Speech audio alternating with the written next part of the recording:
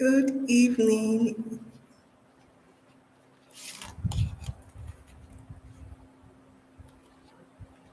Good evening, everyone.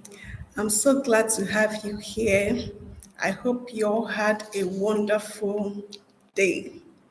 Before we begin, please let me know in the chat if you can hear me clearly. We are live on the Start Your Marriage Life Right Academy YouTube page. We are live on the Start Your Marriage Rights Academy YouTube page, and I'm streaming all the way from Abuja. I would love to know where you are joining from as well. Kindly drop your location in the chat. My name is Chinelo Ezadikwa. I'm a practitioner of family systems engineering and the lead coach at Heartfelt Consult. Tonight, we'll be diving into understanding how your birth order affects your relationship mindset. Are you aware that the timing of your arrival into your family, something you had absolutely no control over, has a major influence on who you have become, especially in how you show up in marriage and relationships? You didn't choose when you were born or where you fell in the family line, but your birth position quietly shapes the way you see life, how you interpret situations, and how you relate with others. Before we go deeper, I want you to please drop your birth order in the chat. For me, I'm the second child in a family of five. Now uh, let's begin by looking at the different birth orders, starting with the firstborn child. Firstborns often come into the world with what we call built in responsibility. Many of them grow up faster than they should because of the expectations placed on them. They tend to be independent, have good leadership skills, but their experiences shape how this show up, depending on the kind of parenting they receive. A first child can grow up to be highly responsible or deeply resentful. Why? Because many firstborns are treated like mini adults. Some were literally made to start caring for younger siblings overnight. Think about it. Children are playing, something happens, the younger one gets hurt. Who does the parents code? The older child. You hear things like, why were you playing that like that? You are the older one. Can't you take care of your sibling? And in that moment, the firstborn is thinking, but I'm also a child. This repeated pattern conditions the firstborn to take responsibility even when it isn't theirs, become controlling because they are used to giving orders, expect obedience because the parents reinforced it, develop anxiety because everyone is looking up to them, hide their struggles because I shouldn't fail, crave approval and recognition, especially from authority figures. Many firstborns also become caregivers by default. As adults, they want to carry everyone along emotionally, financially, and otherwise, even when it drains them. If you are marrying a firstborn, whether male or female, be aware a firstborn may tend to be domineering or controlling, overextend themselves to please their birth family, feel pressure to hold everything together, struggle with vulnerability or admitting weakness. This isn't because they are difficult, it's because they were conditioned that way. Understanding this helps you set healthy boundaries together, protect them from burnout, and avoid misinterpreting their intentions. Let's engage in the chat box. Are you a firstborn? Which of these tendencies do you see in yourself? Or are you engaged or married to a firstborn? What have you observed in your relationship? Please drop your thoughts in the chat. Okay, now let's talk about the middle-born child. If you're middle, if you're middle-born or you're in a relationship with one, please pay close attention because this birth position carries some very unique dynamics. Middle children often play the most complex role in the family. Why? Because they tend to be the go between, the bridge between the seniors and the juniors. Here's what typically happens. Middle borns learn diplomacy very early in life. They know how to take the demands of the older siblings and present them in a way that the younger ones can accept. They also know how to relate with the younger ones without appearing bossy or intimidating because they are not seen as the senior that cannot be talked to. Even parents rely on middle children sometimes. They know that if a message needs to get to the older ones gently, the middle child can deliver it. If the younger ones need to adjust their behavior without feeling bullied, the middle child can handle it. So middle bones grow into natural diplomats and peacemakers. However, with this special role comes a unique set of emotional challenges. Middle bones often feel neglected, invisible, unsure of their place.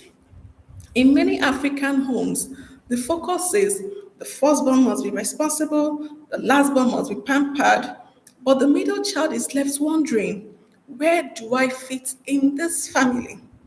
They notice the strictness poured on the firstborn. They notice the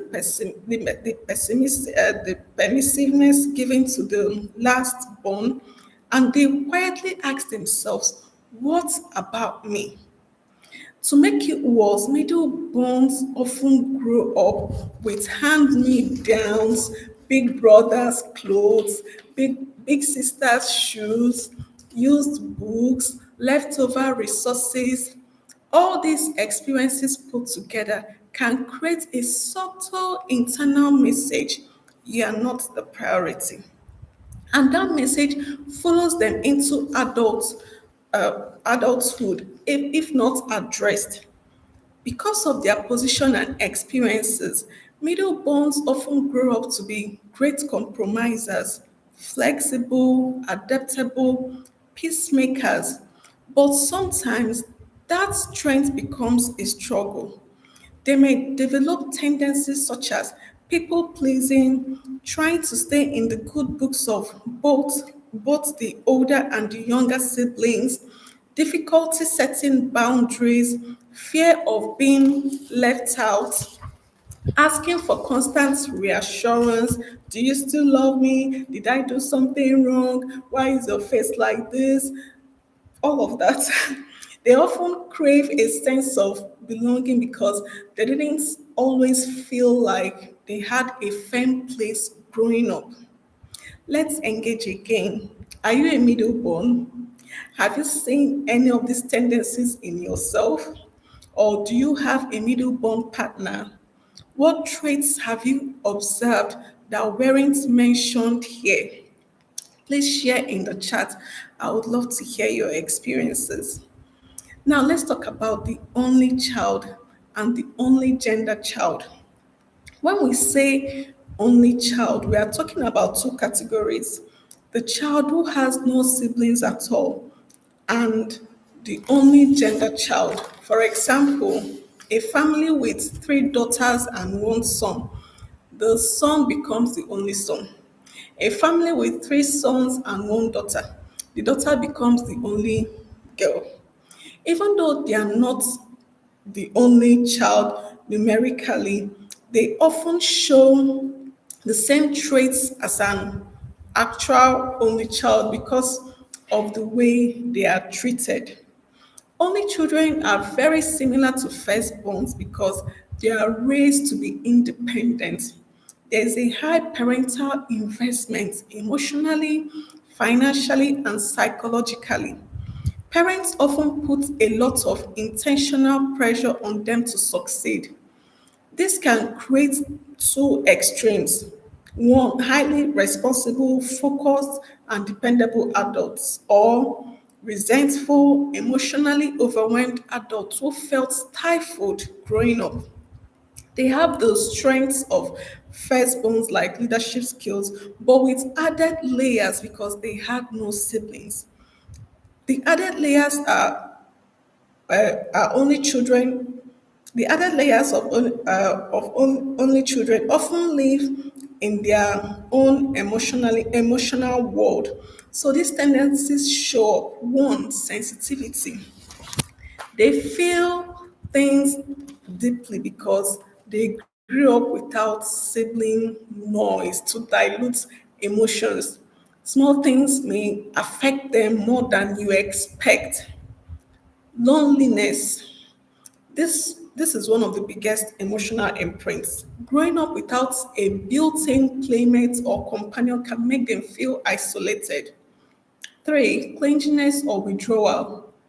The loneliness can lead to two opposite patterns: clingy, craving connection. They hold tightly to relationships because they finally have someone to share life with. Again, they feel withdrawn or afraid of connection. They pull back because what if this ends? What if I lose this person and go back to being alone? This is why you might notice one day they are deeply affectionate, the next day they are quiet or distant. Not because something is wrong with you, but because the internal battle between connection and fear is happening inside them. If you're in a relationship with an only child, consistency is crucial. Reassurance is necessary. Patience will help you build a stable bond. They need to know I'm here. You matter. This connection is safe. Emotional availability from their partner is extremely grounding for them. Only children and only gender children are often the apple of the eye. Parents may hold them very close, sometimes too close. If the parents have not transitioned into parents of a married adult, you may experience unhealthy interference, over involvement, excessive checking in, subtle emotional manipulation, boundaries being crossed unintentionally. This can be frustrating, especially if you're a firstborn or someone who values independence. So, in relationships with only children, you must have open communication within the marriage. Both partners must understand the dynamics and handle them intentionally. Let's engage again. Are you an only child? Please put it in the chat box. Or are you the only boy or only girl in your family? Do you see any of these traits in yourself? And if you are married or engaged to someone who is an only child, what experiences have you noticed?